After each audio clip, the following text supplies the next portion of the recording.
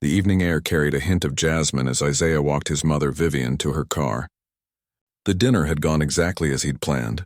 Good food, the perfect ambiance, and the big announcement that had changed everything.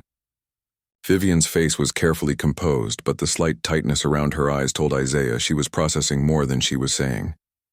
"You'll come by for Sunday dinner next week? Bring Natalie, of course," Vivian said, her voice warm despite the uncertainty swirling in her chest. "We'll be there, Mom. I promise." Isaiah leaned down to kiss her cheek. At 35, he towered over his petite mother, his broad shoulders a stark contrast to her delicate frame.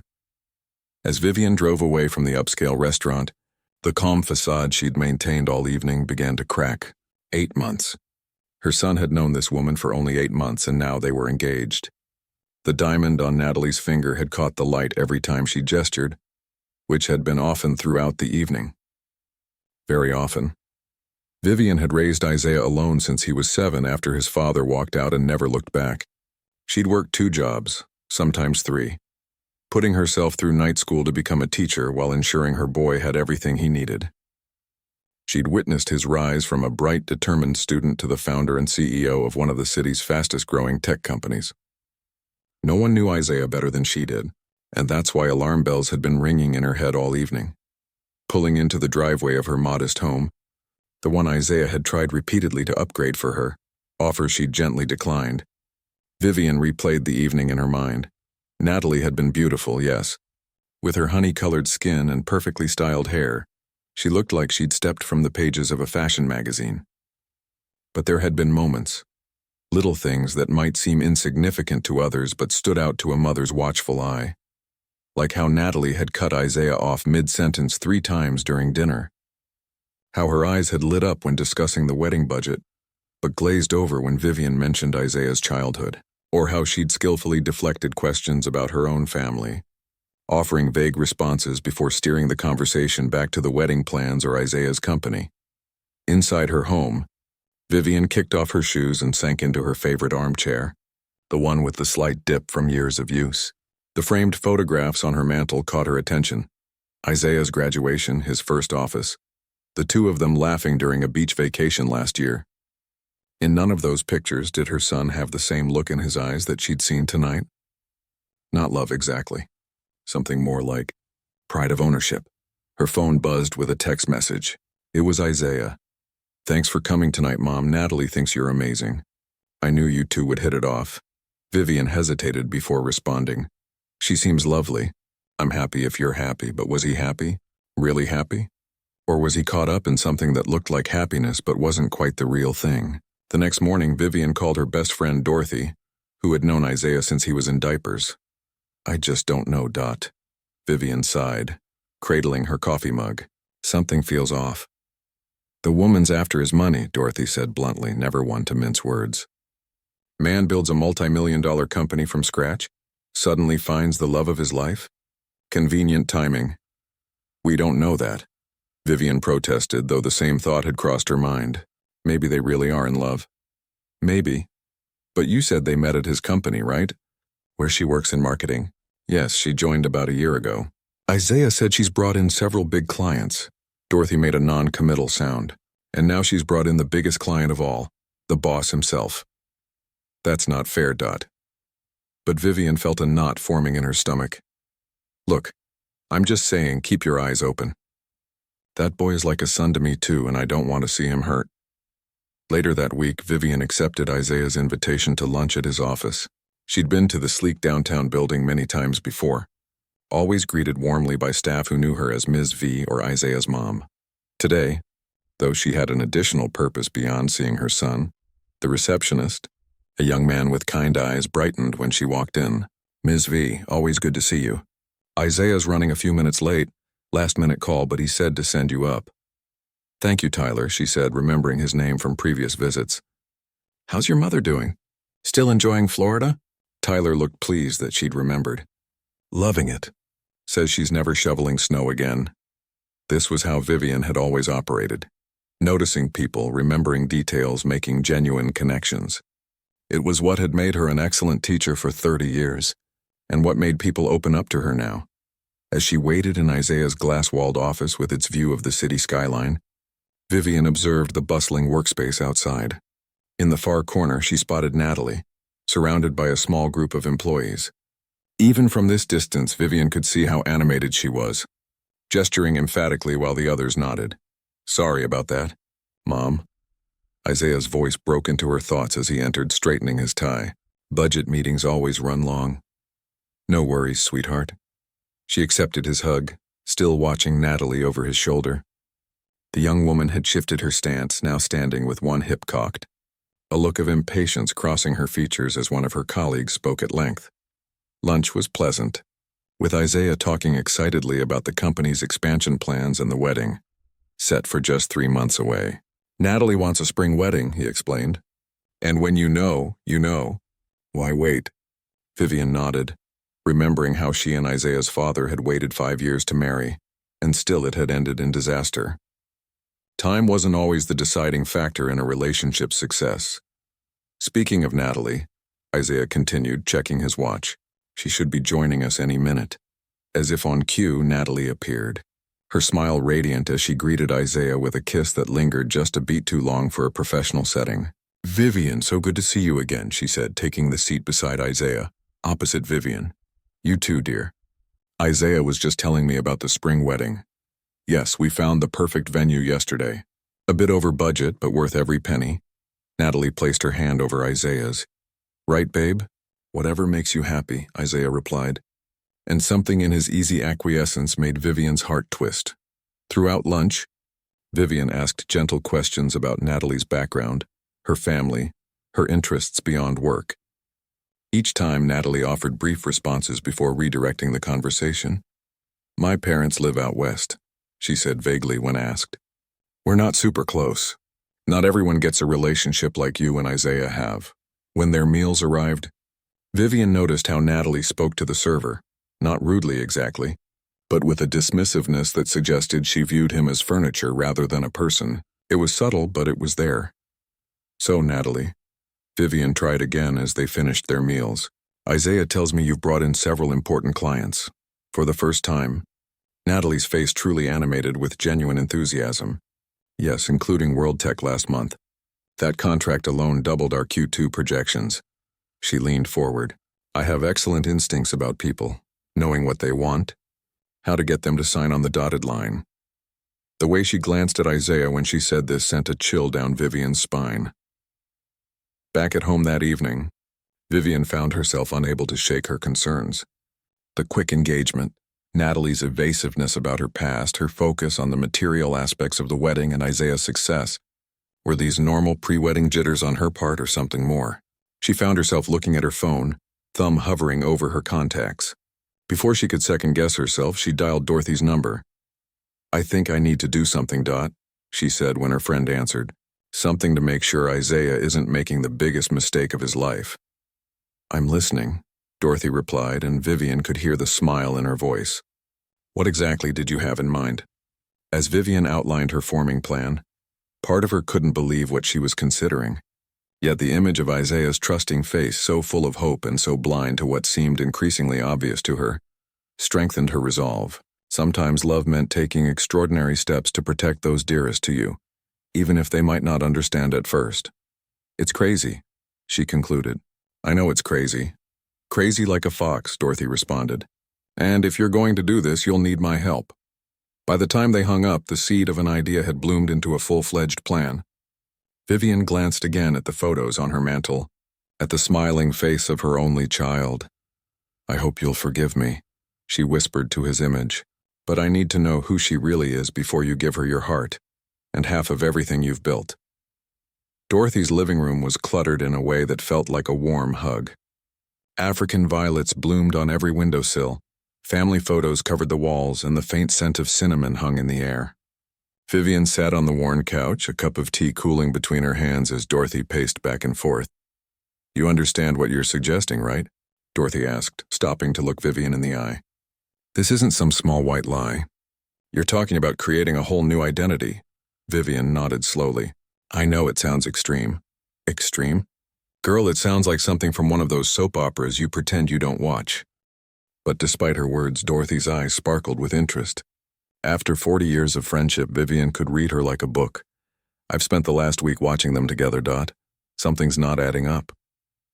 Vivian set her tea down. Isaiah has never been this blindsided before, not even by that basketball coach who promised him a scholarship back in high school only to give it to the principal's son.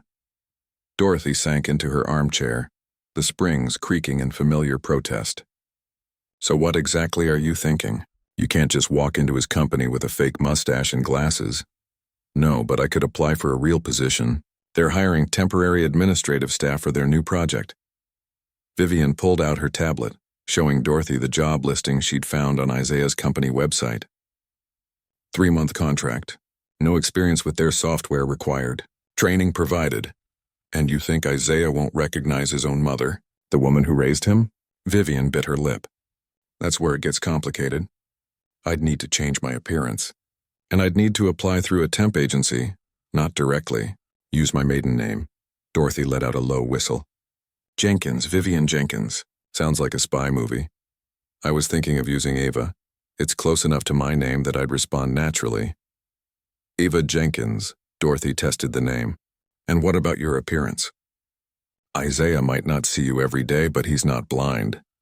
Vivian reached into her purse and pulled out a small paper bag from the pharmacy down the street.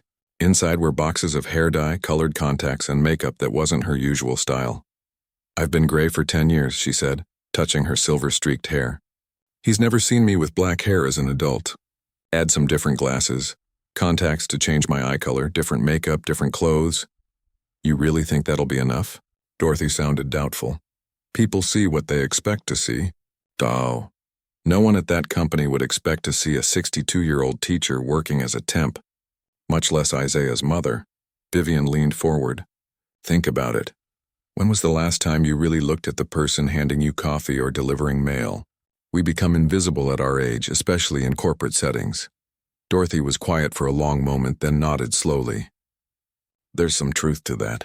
When I visit my grandson's office, half the young folks there look right through me. She pointed at Vivian. But all of this assumes you even get the job. What if you don't? Then I'll know I tried my best to protect my son. Vivian's voice softened. And I'll have to trust that if Natalie isn't what she seems, Isaiah will figure it out on his own. Later that evening, in Dorothy's spare bathroom, Vivian stared at her reflection as Dorothy worked the dye through her hair. The chemical smell was strong, but not as strong as her determination. I haven't done anything this wild since college, Vivian admitted, watching her silver locks disappear under the black dye. You mean when we drove to that concert 3 states away and didn't tell our parents? Dorothy chuckled. Your mama was so mad she didn't speak to you for a week. Worth it, though. Vivian smiled at the memory. Some things are worth the risk. By the time Dorothy was done, Vivian barely recognized herself. Her silver hair was now a glossy black, styled differently than her usual soft curls. The brown contacts changed her hazel eyes, and the makeup Dorothy had applied, heavier than Vivian usually wore, accentuated different features. Well? Dorothy stepped back, admiring her work. Vivian turned her head side to side, marveling at the transformation. It's perfect. I look like someone else. Someone who could be my cousin maybe, but not me. The final test, Dorothy said, pulling out her phone. She snapped a photo of Vivian and sent it to her grandson with the text. Met my friend's cousin today. Doesn't she look familiar? The reply came quickly. Nope, don't think I know her. Nice smile, though. Dorothy showed Vivian the exchange, both of them bursting into nervous laughter. Step 1 complete, Dorothy said. Now for the hard part. The next morning, Vivian, now Eva, walked into the temp agency wearing a navy pantsuit she'd purchased from a store she never shopped at. Her resume, carefully edited to highlight her administrative skills from her years as department head at school, while omitting her teaching career, felt like a heavy weight in her new leather portfolio. Ms. Jenkins? The receptionist called, looking up from her computer. Ms. Patel will see you now. The interview went better than Vivian had dared hope. Her years of managing budgets, schedules, and sometimes difficult personalities as a school administrator translated well to office work. By the end of the meeting, Ms. Patel was nodding approvingly. We have several openings that might suit your skills, she said, typing notes into her computer. One in particular comes to mind. It's at Tech Fusion. You know, that rising tech company downtown. They need temporary support staff for their new project launch. 3 months with possibility of extension. Vivian worked to keep her expression neutral, hiding her excitement. That sounds perfect. I should warn you, Ms. Patel added. They're a young company, very dynamic, fast-paced. Most of their employees are under 40. I may be older, Vivian said with a smile, but I'm not slow, and I've managed classrooms of 30 teenagers. I think I can handle a few young professionals, Ms. Patel laughed. Fair point. Let me submit your application today. If they're interested, you could start as early as next week. 3 days later, Vivian received the call she'd been hoping for. Tech Fusion wanted to bring her on as administrative support for their marketing department, Natalie's department.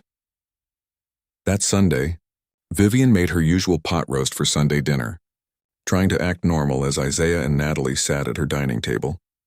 Every time Natalie spoke about the wedding or made another vague reference to her background, Vivian had to remind herself to breathe normally, to smile and nod as expected. Mom, you seem distracted, Isaiah said as they cleared the dishes. Natalie had stepped outside to take a phone call. The third of the evening. Just tired, Vivian lied, hating the deception but reminding herself why she was doing this. The community center has me organizing their spring fundraiser. Isaiah squeezed her shoulder. Don't overdo it, okay? I worry about you. The irony of her son worrying about her while she secretly prepared to infiltrate his company to protect him wasn't lost on Vivian. After they left, Vivian called Dorothy.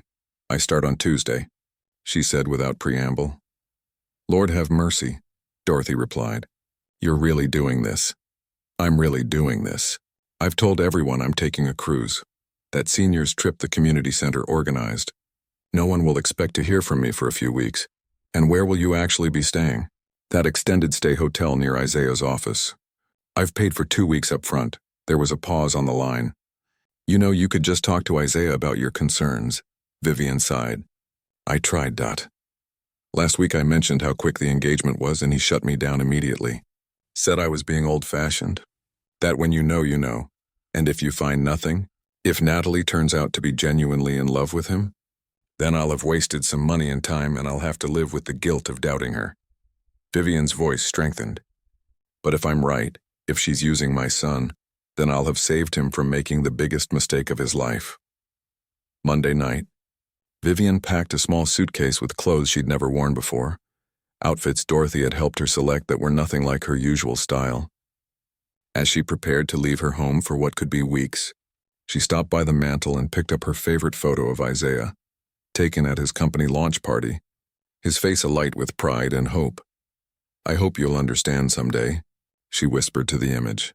The next morning, Eva Jenkins walked into Tech Fusion's gleaming lobby, her heart pounding but her resolve firm. The receptionist, Tyler, who had always greeted Vivian warmly, looked up with a polite but impersonal smile. Good morning. How can I help you? Vivian felt a strange mix of relief and sadness that he didn't recognize her. Good morning. I'm Eva Jenkins, the new temp for the marketing department. Welcome to Tech Fusion, Ms. Jenkins, Tyler said, handing her a visitor badge. Let me call someone to show you around. As Vivian waited, she caught sight of her transformed reflection in the polished elevator doors. For a moment, she barely recognized herself, not just because of the physical changes, but because of what she was about to do. The elevator dinged, and the doors slid open. A young woman stepped out, heading toward Vivian with a professional smile. Ms. Jenkins? I'm Zoe from HR. Welcome to Tech Fusion. If you'll follow me, I'll get you set up. Taking a deep breath, Vivian smiled back and stepped forward into her new role. The infiltration had begun. The marketing department of Tech Fusion occupied the entire east wing of the 14th floor. Floor-to-ceiling windows offered breathtaking views of the city. But Vivian, now fully immersed in her role as Eva Jenkins, had little time to appreciate them. Her first week as a temporary assistant had been a whirlwind of training sessions, learning new software and memorizing the names and faces of 24 employees. Eva, could you make copies of these for the morning meeting? Zoe, the junior marketing manager who'd been assigned to show her the ropes, dropped a thick folder on her desk. And if you finish before 5, Mr. Rodriguez in accounting needs help organizing the invoices for the Wilson campaign. Of course, Vivian replied with a smile that hid her exhaustion. She hadn't worked these kinds of hours in years, and her back protested the uncomfortable office chair, but discomfort was a small price to pay for what she'd learned already. The marketing team worked hard, but they played hard too. Happy hours, coffee runs, and lunch breaks were filled with office gossip that painted a picture of the company dynamics Vivian would never have seen during her occasional visits as Isaiah's mother. Most importantly, she'd started to see glimpses of Natalie in her professional environment. Away from Isaiah's watchful eye, Natalie Thomas, as it turned out, was something of a star in the marketing department. As creative director, she had her own glass-walled office at the corner of the floor, a coveted spot usually reserved for much more senior employees. The glass walls should have made her visible, but the blinds were often drawn. When they weren't, Vivian could see Natalie's animated expressions as she spoke on the phone or directed her team during brainstorming sessions. "Ms. Jenkins?" A voice startled Vivian from her observations. She looked up to find Tyler from reception holding a stack of courier packages. "These just came in for the marketing team," he said, not recognizing the woman he'd known for years as his boss's mother. "Zoe said you're handling the mail distribution now." "That's right, thank you." Vivian took the packages, secretly relieved that her disguise continued to hold. If Tyler didn't recognize her, chances were good that Isaiah wouldn't either should they happen to cross paths. As she sorted through the deliveries, Vivian glanced at her watch. Almost noon, which meant the daily ritual was about to begin. Right on cue, Natalie emerged from her office, handbag slung over her shoulder. "I'm heading out for lunch," she announced to no one in particular, though her assistant jumped to attention. "I have my phone if anything urgent comes up, but try not to bother me. I have a massive headache after that disaster of a client call." Vivian kept her head down, pretending to focus on the mail as Natalie strode past. She counted to 60 in her head, then gathered the letters bound for the finance department. A perfect excuse to leave her desk and follow at a distance. This had become her routine over the past week. Natalie rarely ate in the company cafeteria, preferring upscale cafes several blocks away. Sometimes she dined alone, working on her laptop or scrolling through her phone. Other times she met with people, colleagues from other departments, friends or clients. Today, though, was different. Today, Natalie had walked past her usual haunts and turned down a side street Vivian hadn't seen her take before. Keeping a safe distance, Vivian followed, her sensible shoes quiet on the pavement. Natalie's designer heels, by contrast, clicked purposefully ahead, drawing occasional glances from passers-by. 3 blocks from the office, Natalie stopped at a small bistro tucked between a bookstore and a vintage clothing shop. Through the window, Vivian could see her future daughter-in-law check her reflection in a compact mirror before entering. Finding a bench across the street with a clear view of the bistro, Vivian settled in, pulling out her phone as camouflage. 5 minutes passed, then 10. She was about to give up and return to the office when the bistro door opened again. A tall man in an expensive suit entered, looking around before spotting Natalie. Even from across the street, Vivian could see Natalie's face light up in a way it never did when she greeted Isaiah. The man bent down, kissing Natalie on both cheeks with a familiarity that made Vivian's heart sink. They were seated at a corner table, heads bent close together in deep conversation. Natalie laughed at something he said, touching his hand in a gesture that was unmistakably intimate. Vivian's first instinct was to storm across the street and confront them, but she forced herself to stay put. She needed more than just one lunch meeting to understand what was happening. With shaking hands, she raised her phone and discreetly took several photos of the pair, making sure to capture their clasped hands and Natalie's animated expression. Back at the office, Vivian found it hard to focus on her work. The image of Natalie with the mystery man kept replaying in her mind. Was he an old friend? A client or something more? She needed to know, but asking directly would blow her cover. Her opportunity came the following morning. Natalie was in a closed-door meeting with the department head, and her assistant had stepped away from his desk. Moving quickly, Vivian approached Natalie's office with a stack of mail.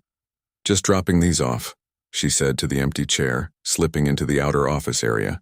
Her eyes scanned the assistant's desk, noticing his meticulous organization system. Client folders were arranged alphabetically in a desktop file, and a large calendar displayed Natalie's schedule in detail. Vivian's gaze caught on yesterday's entry. Lunch with Raymond, Lily's Bistro, 12:15. No last name, no indication if Raymond was a client or colleague. But today's schedule held another clue. R. Drinks after work, Skyline Hotel Bar. The sound of approaching voices made Vivian retreat quickly, heart pounding as she returned to her desk just as Natalie and the department head emerged from their meeting, deep in conversation. "I need those projections by end of day," Natalie was saying, her voice carrying the authority of someone used to being obeyed. "The Wilson account is worth 7 figures and they're getting impatient." "We're doing everything we can," the department head replied, a hint of defensiveness in his tone. "The data from research is delayed." "Not my problem," Natalie said dismissively. "Isaiah wants this wrapped up by Friday, and what Isaiah wants, Isaiah gets." There was something in the way she said her fiancé's name, a slight edge that made Vivian's skin crawl. Throughout the day, Vivian observed Natalie from a distance. She noticed how the young woman's demeanor changed depending on who she was speaking with. Warm and charming with those above her in the company hierarchy, cold and sometimes cutting with subordinates. With Isaiah's name frequently dropped into conversations as a power move. By late afternoon, a new plan was forming in Vivian's mind. She needed to be at the Skyline Hotel Bar after work to see who this R was, but first she had a call to make. In the privacy of a bathroom stall, Vivian dialed Dorothy's number. "How's the spy business?" Dorothy answered, voice lowered as if someone might overhear her. "Getting interesting," Vivian replied quietly. "I need you to meet me at the Skyline Hotel Bar at 6. Bring that fancy camera of yours, the one with the zoom lens you use for birdwatching." "You found something?" It wasn't a question. "Maybe. Probably. I don't know yet."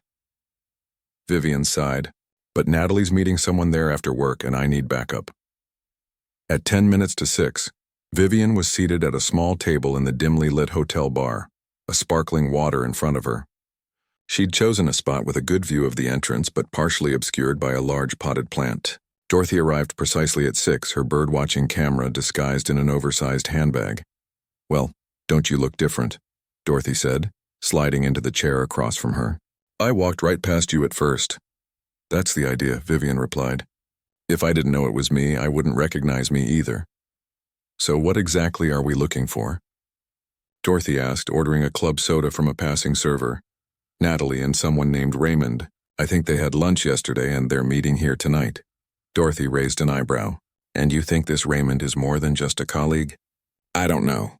But Natalie looked at him differently than she looks at Isaiah. Vivian fiddled with her water glass. "And there's something else. The way she acts at work, the way she treats people, it's not good. She's sweet as pie to the higher-ups, but she talks down to anyone she considers beneath her." "Like a certain potential mother-in-law?" Dorothy asked shrewdly. Before Vivian could answer, Natalie walked into the bar looking stunning in a form-fitting dress that was definitely not what she'd worn to the office. She scanned the room before her face lit up with recognition.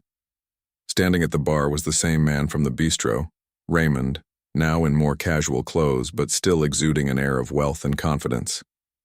He greeted Natalie with a kiss that landed suspiciously close to her lips, his hand lingering at the small of her back as he guided her to a private booth. "That's them," Vivian whispered, heart sinking. "The way they're looking at each other." Dorothy discreetly raised her camera, pretending to check something in her bag as she snapped several photos. "Got it," she murmured. "But this doesn't prove anything, you know. He could be an old friend, a cousin." Her words died as they both watched Natalie lean across the table to kiss Raymond fully on the lips, a kiss that lasted several seconds longer than any friendly greeting. "Or not," Dorothy concluded grimly. "Definitely not a cousin." Vivian felt ill. "She's engaged to my son. The wedding is in 2 months and she's here kissing another man." "We don't know the full story," Dorothy cautioned. Always the voice of reason despite the damning evidence before them. "I need to get closer. Hear what they're saying." Vivian started to rise, but Dorothy's hand shot out, gripping her wrist. "Not so fast. Nancy Drew, you get any closer, and she might recognize you, disguise or not. Let's watch from here." For the next hour they observed the couple, noting the intimate gestures, the private laughter, the way Natalie kept checking her phone and placing it face down on the table afterward. Eventually the pair stood to leave, Raymond dropping cash on the table to cover their drinks. "They're heading out," Vivian whispered urgently. "We need to follow them, and go where they're going." Dorothy hissed back. "What if they're heading to his place or a hotel room? What exactly is your plan then?" The reality of what they might witness hit Vivian like a truck. You're right, but I can't just let this go. That's my son she's cheating on. And you'll tell him, Dorothy assured her. But first you need more than just one meeting. You need to understand what's really going on. As they watched Natalie and Raymond disappear through the hotel lobby, Vivian made a decision. I'm staying at Tech Fusion until I have enough evidence that Isaiah can't ignore it. No matter how long it takes. Dorothy squeezed her hand in silent support. Just be careful. You're playing with fire here. Better I get burned, Vivian said quietly, than watch my son's heart go up in flames. 2 weeks into her undercover mission, Vivian had settled into a routine at Tech Fusion. She arrived each morning at 7:30, 15 minutes before most employees, giving her time to prepare for the day and observe as people trickled in. She'd learned to navigate the complex office politics, becoming nearly invisible as she efficiently handled the administrative tasks assigned to her. Eva, you're a godsend, Zoe told her one morning as Vivian handed her a perfectly organized presentation folder for an important client meeting. I don't know how we managed before you joined us. Vivian smiled, grateful for the vote of confidence but increasingly uncomfortable with the deception. Just doing my job, she replied, glancing toward Natalie's office. The blinds were drawn as usual when Natalie was on the phone, which seemed to be most mornings lately. Her phone vibrated in her pocket, a text from Dorothy. Any updates? Sunday dinner in 3 days. The reminder sent a jolt through Vivian's system. Isaiah expected his mother to be back from her cruise for their traditional Sunday dinner. She would need to have something concrete by then or figure out an excuse to extend her absence. Something wrong, Ava? Zoe asked, noticing her distraction. No, nothing, Vivian assured her. Just remembered I need to make a phone call during my break. As luck would have it, her opportunity came sooner than expected. The department head called an impromptu meeting, summoning everyone except the administrative staff to the conference room. Within minutes, the office was eerily quiet, with only Vivian and 2 other assistants remaining at their desks. Moving casually, Vivian picked up a stack of files that needed filing and made her way toward the cabinet near Natalie's office. She couldn't go inside, that would be too risky, but she could listen. The blinds were drawn, but Natalie's voice carried through the thin walls. I know what I promised, Natalie was saying, her voice low but intense. But things have changed. The wedding is in 7 weeks, Ray. Once I'm married to him, I'll have access to everything. Vivian froze, her hand hovering over the file drawer. She held her breath, straining to hear more. Don't be stupid, Natalie continued after a pause. Of course I have a plan. The prenup expires after 2 years. His lawyer insisted on that clause. 2 years of playing the perfect wife, then I file for divorce and walk away with half of everything. Vivian's heart hammered in her chest. She wanted to burst into the office and confront Natalie, but she forced herself to remain still, listening. He's not that bad. Natalie laughed softly. A workaholic, sure. Boring sometimes, but he worships me, which makes it easier. His mother's the problem, always watching, asking questions. But she's away on some senior citizen cruise right now, and by the time she's back, it'll be too late to change his mind. There was another pause, and Vivian could hear the creak of Natalie's chair as she moved around her office. Look, just be patient a little longer. We stick to the plan. I marry Isaiah. You and I keep things quiet for 2 years, then we're set for life. His company's latest valuation was over $50 million. Do the math, $50 million. Half of $50 million. $25 million, that was what Natalie saw when she looked at Isaiah. Not a partner, not a husband. A payday. The sound of approaching footsteps jolted Vivian from her shock. She quickly opened the file drawer, sliding folders inside as Zoe rounded the corner. There you are, Zoe said. The meeting's wrapping up, but Mr. Chen from IT needs these forms signed right away. Can you take care of it? Of course, Vivian replied, hoping her voice sounded steadier than she felt. She took the forms from Zoe, her mind racing. What she'd just heard was damning, but it was only her word against Natalie's. She needed proof, something tangible she could show Isaiah. That evening, after most employees had left, Vivian lingered at her desk, ostensibly catching up on filing. She watched as Natalie emerged from her office, designer bag slung over her shoulder, phone pressed to her ear. I'm leaving now, Natalie was saying as she walked past Vivian without a glance. Dinner at 7, don't be late. The moment Natalie disappeared into the elevator, Vivian sent a quick text to Dorothy. Following end dinner date at 7, need backup. Dorothy's reply came instantly. On my way. Where? Don't know yet, Vivian typed back. Will text when I find out. Grabbing her purse, Vivian hurried to the elevator, praying she hadn't lost Natalie already. She spotted her on the street outside, climbing into a taxi. Quickly, Vivian hailed another cab. Follow that taxi, she told the driver, feeling like she'd stepped into a movie. But not too closely. The driver, a middle-aged man with kind eyes, gave her an amused look through the rearview mirror. Lady, I've been driving cabs in this city for 20 years. This isn't my first tail job. 20 minutes later, they pulled up across the street from an upscale restaurant in the heart of the financial district. Through the large windows, Vivian could see Natalie being seated at a table for two. Should I wait? The driver asked. Vivian nodded, eyes fixed on the restaurant. Yes, please. Just for a little while. 5 minutes passed before a familiar figure approached the restaurant, Raymond looking polished in a tailored suit. Vivian quickly snapped several photos with her phone as he greeted Natalie with a kiss that was definitely not platonic. That's who we're following? The driver asked, watching the exchange with interest. Yes, Vivian admitted. She's engaged to my friend, but clearly not faithful. The driver made a sympathetic noise. Seen it too many times. You gonna tell your friend? That's the plan. But I need more than just dinner dates as proof. After sending Dorothy the restaurant location, Vivian settled in to wait. When her friend arrived 20 minutes later, they moved to a coffee shop across the street with a clear view of the restaurant entrance. We can't hear what they're saying from here, Dorothy pointed out. No, but look at their body language, Vivian replied, watching as Raymond reached across the table to brush a strand of hair from Natalie's face. That's not how you act with a business associate or friend. For the next hour, they watched and documented the couple's dinner, taking photos whenever a particularly intimate moment occurred. When the pair finally emerged from the restaurant, Raymond's arm wrapped possessively around Natalie's waist. They followed at a safe distance. They're heading to his place, Dorothy whispered as the couple turned toward the luxury apartment buildings overlooking the river. Vivian's mouth set in a grim line. I've seen enough. Let's go. Back at Vivian's hotel room, they reviewed the evidence they'd gathered over the past weeks. Photos of Natalie with Raymond in various locations. Notes on questionable conversations Vivian had overheard at the office. Observations about Natalie's different personalities depending on who she was with. It's compelling, Dorothy admitted. But will it be enough? Isaiah is in love with her. Love makes people blind. I need something irrefutable, Vivian said, pacing the small room. Something he can't explain away. The next morning, Vivian arrived at work with renewed determination.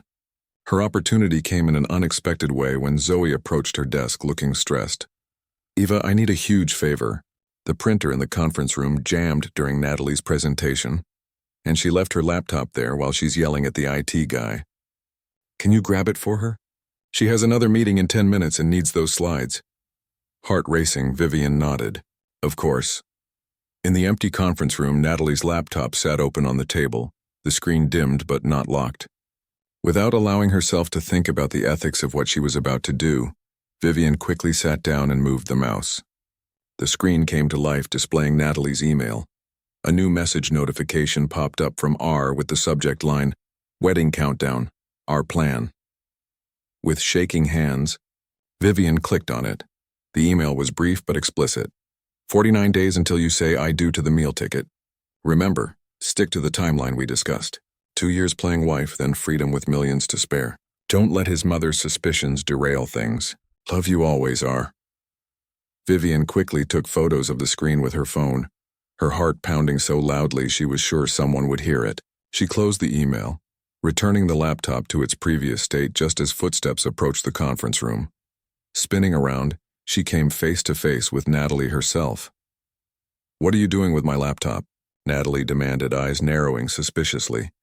Zoe asked me to bring it to you, Vivian explained, forcing her voice to remain steady. The presentation stopped printing and she thought you might need it for your next meeting. Natalie studied her for a long moment, and Vivian held her breath, certain her cover was about to be blown. Then Natalie's phone buzzed, distracting her. Fine, bring it to my office, she said dismissively, turning to answer her call. That evening, Vivian lay awake in her hotel room, staring at the ceiling. The evidence was mounting, but something still bothered her. What if Isaiah didn't believe her? What if he thought the photos were taken out of context or the emails were fabricated? She needed something undeniable, Natalie's own words in her own voice. The next day brought her opportunity. As the temporary assistant assigned to help with the upcoming Wilson campaign launch, Vivian was tasked with distributing new company phones to key team members, including Natalie. Each phone came with instructions for setting up voicemail and transferring contacts. Make sure everyone activates these today, the IT manager instructed her. The old system shuts down at midnight. When Vivian delivered Natalie's new phone, she noticed the woman was preparing to leave for lunch, presumably with Raymond again. Your new company phone, Vivian said, placing it on Natalie's desk. It wants everyone to set it up before end of day. Natalie barely glanced at it. I don't have time for this now. I have a lunch appointment. It will only take a minute, Vivian persisted, thinking quickly. I can help you transfer your contacts while you get ready to leave. Looking annoyed but eager to get to her lunch date, Natalie handed over her old company phone. Fine, the password is 1234, just make it quick. It was almost too easy. While appearing to transfer contacts, Vivian actually set the new phone to record all calls automatically, a feature meant for employees who needed to document client conversations. She quickly adjusted the settings to save recordings to the cloud storage account linked to the phone. All set, she said, handing both phones back to Natalie. The new one is fully activated. You might want to change the default password when you have time. Natalie tucked both phones into her purse without a second glance and hurried out of the office. Vivian returned to her desk, heart racing but determined. Now she just needed to wait. She didn't have to wait long. That afternoon, while Natalie was in a closed-door meeting with the department head, an alert popped up on Vivian's computer, an automatic notification that a new call recording had been uploaded to the shared drive she monitored for the department. The file name included Natalie's employee ID and a timestamp from just an hour earlier. With trembling fingers, Vivian downloaded the file to a USB drive she'd purchased specifically for this purpose. She would listen to it later in private. If it contained what she hoped it would, her evidence would be complete. As she slipped the USB drive into her pocket, Vivian felt no triumph, only a deep sadness for what this would do to her son. But better a broken heart now than a shattered life later. The recording was worse than Vivian had imagined. Alone in her hotel room, she listened with growing horror as Natalie's voice came through the laptop speakers. Crystal clear and damning. The wedding's costing a fortune, but it's worth every penny, Natalie was saying to Raymond. Think of it as an investment.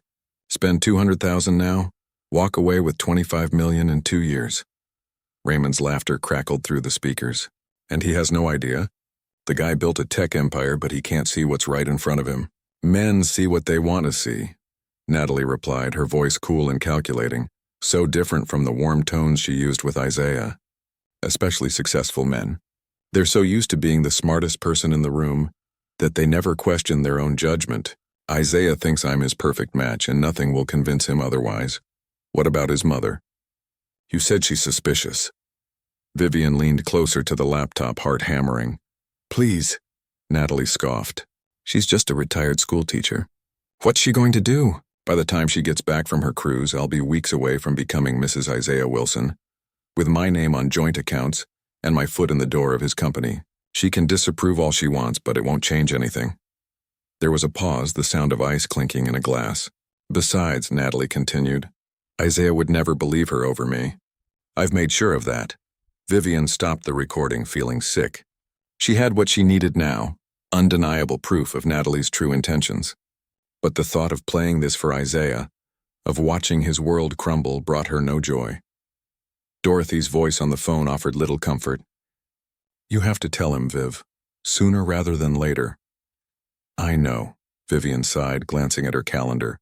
The rehearsal dinner is in 2 weeks. The wedding invitations went out last month.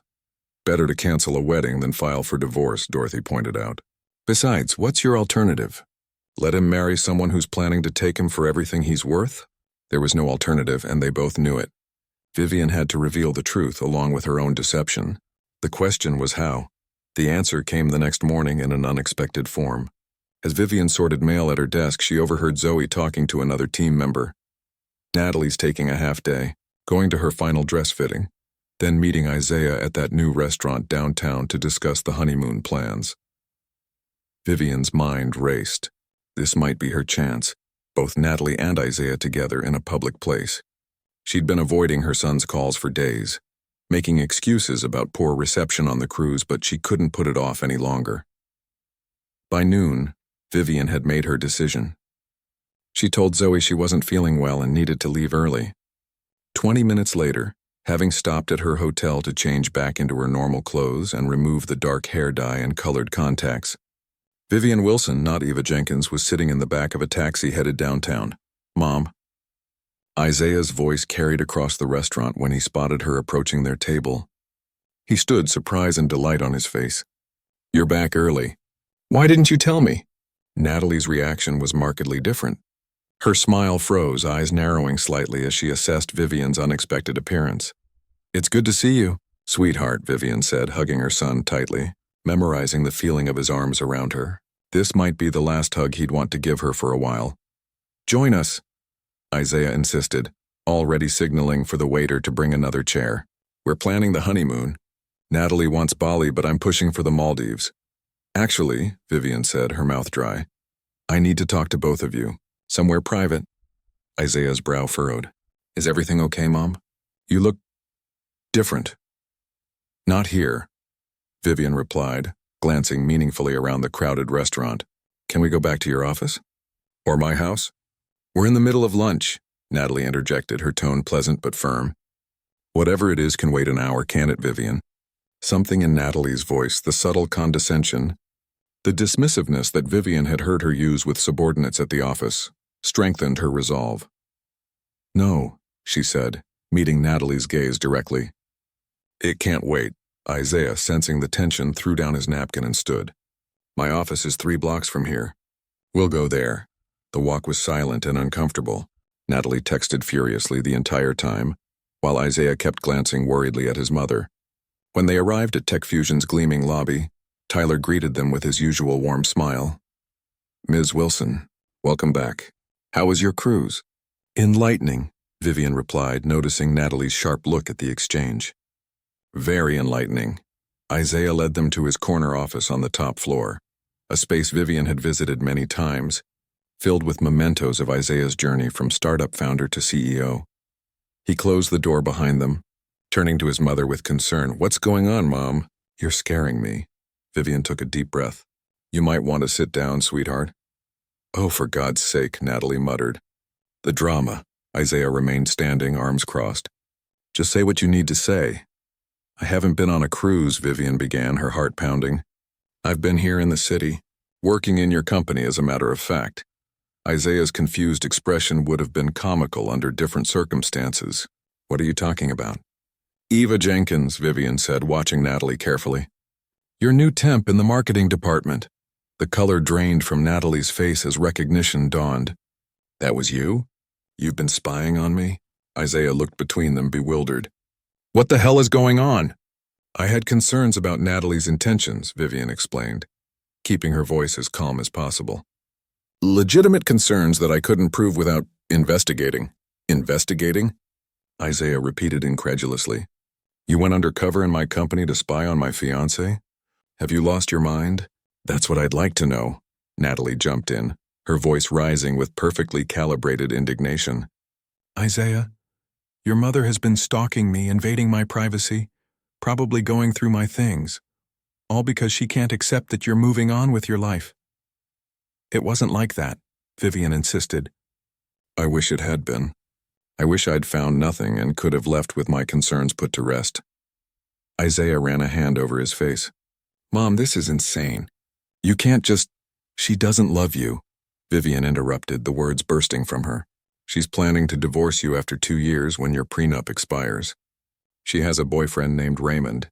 They're planning to take half of everything you've built." The silence that followed was deafening. Isaiah stared at his mother as if she were a stranger. "That's ridiculous," Natalie finally said, but her voice lacked its usual conviction. "Isaiah, you can't possibly believe this." "I have proof," Vivian said quietly, pulling out her phone and the USB drive. Photos of her with Raymond. Recordings of their conversations. Emails they've exchanged about their plans. Isaiah held up his hand, his expression hardening. Stop, just stop. Son, please, no. He cut her off. You broke into my company under false pretenses. You lied to me for weeks. You violated Natalie's privacy. And now you're making wild accusations? He shook his head, disappointment etched in every line of his face. I never thought you'd do something like this. Natalie moved to his side, placing a comforting hand on his arm. It's okay. She's your mother. She's just having trouble letting go. The perfect picture of understanding and forgiveness. It would have been convincing if Vivian hadn't seen Natalie's true colors these past weeks. I know this is hard to hear, Vivian persisted. But please just look at the evidence. I don't need to see whatever doctored evidence you've manufactured, Isaiah snapped. I know Natalie. I trust her. What I don't understand is how my own mother could do this. Vivian felt the situation slipping away from her. Natalie's expression, visible only to her, had shifted from shock to smug triumph. Perhaps we should postpone this discussion, Natalie suggested smoothly. Everyone's upset. We can talk when heads are cooler. There's nothing to discuss, Isaiah said firmly. Mom, I think you should go. Desperation propelled Vivian forward. Just listen to this one thing, she pleaded, holding up her phone. One recording. If you still think I'm wrong after that, I'll leave and never bring it up again. Isaiah hesitated, looking torn. You can't be serious, Natalie protested. She invaded my privacy. 1 minute, Vivian promised. That's all I ask. After what felt like an eternity, Isaiah nodded. 1 minute. Then this stops, hands trembling. Vivian pressed play on the recording she'd queued up, the most damning part of Natalie's conversation with Raymond. The wedding's costing a fortune, but it's worth every penny. Think of it as an investment. Spend $200,000 now, walk away with $25 million in 2 years, Raymond's voice. And he has no idea? The guy built a tech empire, but he can't see what's right in front of him. Men see what they want to see, especially successful men. They're so used to being the smartest person in the room that they never question their own judgment.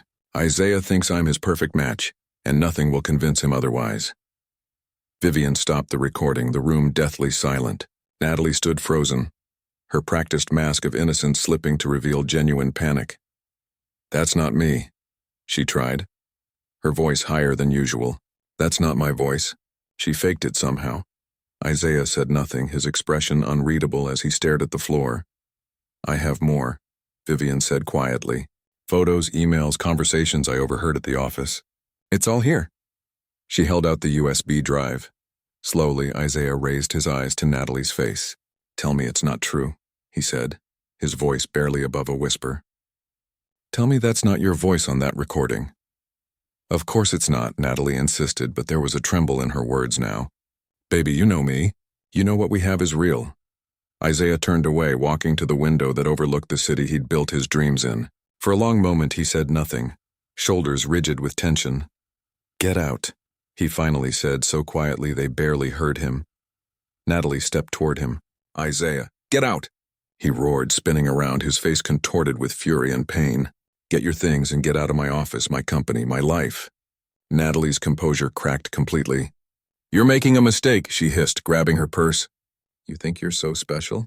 There are a dozen men who would give me everything you have without all the drama. Raymond being one of them? Isaiah asked coldly. Good luck with that. I'll have security escort you out. Don't worry about returning the ring. Consider it payment for wasting my time. As Natalie stormed out, slamming the door behind her, the office fell into silence. Isaiah stood with his back to his mother, shoulders now slumped in defeat. I'm so sorry, Vivian whispered. I never wanted to hurt you. But you did what you thought you had to do, he finished for her, still not turning around. Leave the drive. Go home, Mom. I need time. Vivian placed the USB drive on his desk, heartbreaking for her son. I love you. When you're ready to talk, I'll be there. As she walked out of Tech Fusion for the last time, Vivian felt no victory, only a profound sadness mixed with relief. The truth had come at a high cost, possibly her relationship with her son. But in time, she hoped, he would understand that sometimes love meant making impossible choices to protect those you cherished most. 3 weeks later, a knock at Vivian's door broke the silence of a quiet Sunday afternoon. She opened it to find Isaiah standing on her porch looking tired but resolute. "I brought pot roast," he said, holding up a grocery bag. "Thought we could have Sunday dinner. If that's okay?" Wordlessly, Vivian stepped back to let him in, tears stinging her eyes. They had a long way to go, but they would get there, one Sunday dinner at a time.